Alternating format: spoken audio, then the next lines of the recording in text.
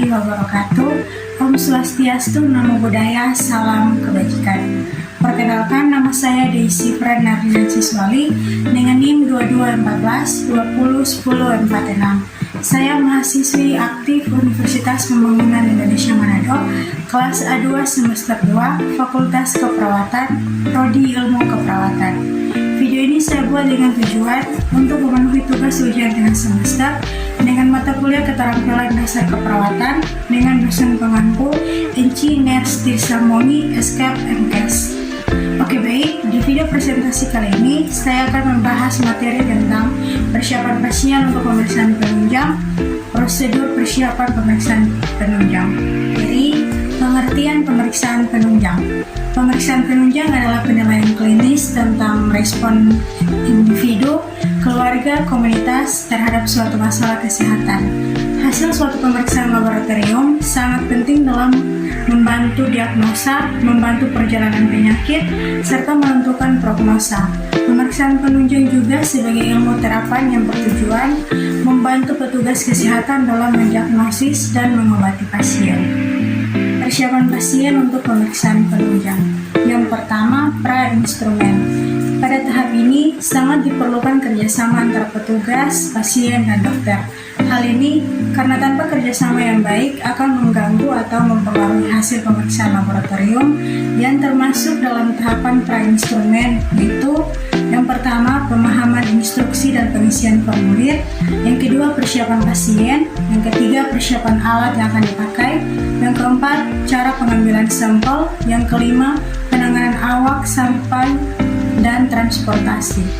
Yang kedua, interpretasi data. Dalam interpretasi data, ada beberapa poin penting, yaitu yang pertama, menentukan aspek positif klien. Yang kedua, menentukan masalah klien. Ketiga, menentukan masalah klien yang pernah dialami. Keempat, menentukan keputusan. Kelima, masalah yang akan muncul. Keenam, masalah kolaboratif. Ketiga, validasi data. Perawat memvalidasi data yang telah diperoleh agar akurat dan dilakukan bersama klien, keluarga, dan masyarakat. Validasi dilakukan dengan mengerjakan pertanyaan dan pernyataan yang refleksi kepada klien atau keluarga tentang kejelasan interpretasi data. Ada beberapa poin penting dalam memvalidasi data, yaitu yang pertama, aktual. Kedua, risiko. Ketiga, potensial. Keempat, sejahtera. 5, sinkron. Persiapan pemeriksaan penunjang. Prosedur persiapan pemeriksaan penunjang adalah menyediakan dan mengirim bahan pemeriksaan sesuai dengan tindakan pemeriksaan yang akan dilakukan terhadap pasien yang bersangkutan. Pemeriksaan penunjang adalah pemeriksaan medis yang dilakukan atas indikasi tertentu guna memperoleh keterangan yang lebih lengkap. Pemeriksaan penunjang yang dapat dilakukan yaitu terapeutik, diagnostik, laboratorium, dan lain-lain. Pemeriksaan penunjang juga sebagai ilmu terapan yang berguna untuk membantu petugas kesehatan dalam mendiagnosis dan mengobati pasien. Screening atau uji syaring adanya penyakit subklinis. Yang kedua, konfirmasi pasti diagnosis. Yang ketiga, menentukan kemungkinan diagnostik yang dapat menyamarkan gejala klinik. Keempat, membantu pemantauan pengobatan. Kelima, menyediakan informasi prognosis atau perjalanan penyakit. Keenam, memantau perkembangan penyakit. 7. Mengetahui ada tidaknya kelainan atau penyakit yang banyak dijumpai dan potensi membahayakan.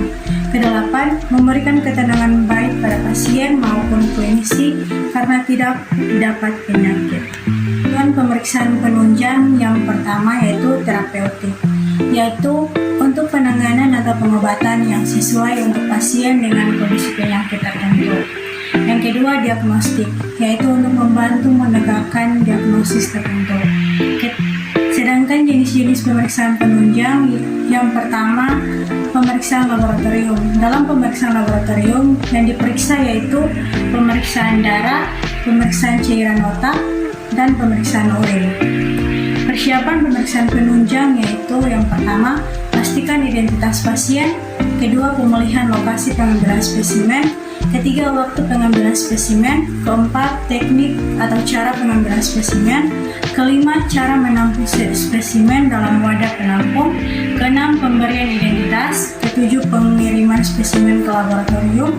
8, penanganan spesimen. 9, penyimpanan spesimen. Tahap pemeriksaan penunjang. Yang pertama, persiapan alat.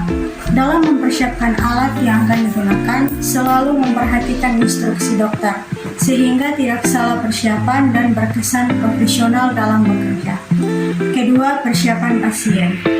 Persiapan pasien yang perlu diperhatikan yaitu melepaskan seluruh alat elektronik dan benda-benda berbahaya logam yang menempel di tubuh untuk yang dapat mempengaruhi tindakan pemeriksaan. Puasa, obat yang akan diminum pasien saat menjalani pengobatan, waktu pengambilan dan posisi pengambilan sampel. Alat-alat yang digunakan untuk pemeriksaan penunjang. Yang pertama, EMG atau elektromiografi. Yang kedua, EKG atau elektrokardiografi. Ketiga, EEG atau elektroencephalografi. Keempat, MRI atau magnetic resonance imaging. Yang kelima, audiometri. Yang keenam, USG atau ultrasonografi. Yang ketujuh, Röntgen. Yang ke-8, mamografi. Ke-9, angiograf. 10, CT scan. 11, endoskopi. 12, bronkoskopi. Sekian video presentasi dari saya. Jika ada kesalahan dalam pembawaan materi, saya mohon maaf dan terima kasih. Universitas Pembangunan Indonesia Manado yang terletak di kawasan bisnis Bahu Mall, tempatnya di Kelurahan Bahu, Lingkungan 3, Manado. Sangat strategis di pusat kota Manado. Buat teman-teman yang masih bingung mau masuk di universitas mana, mari gabung bersama kami di Universitas Pembangunan Indonesia Manado. Karena di Universitas Pembangunan Indonesia Manado terdapat 6 fakultas dan 8 program studi.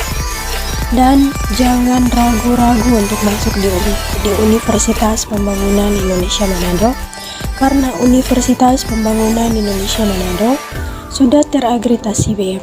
Khususnya buat teman-teman yang ingin menjadi perawat, mari gabung bersama kami di Fakultas Keperawatan Universitas Pembangunan Indonesia Manado.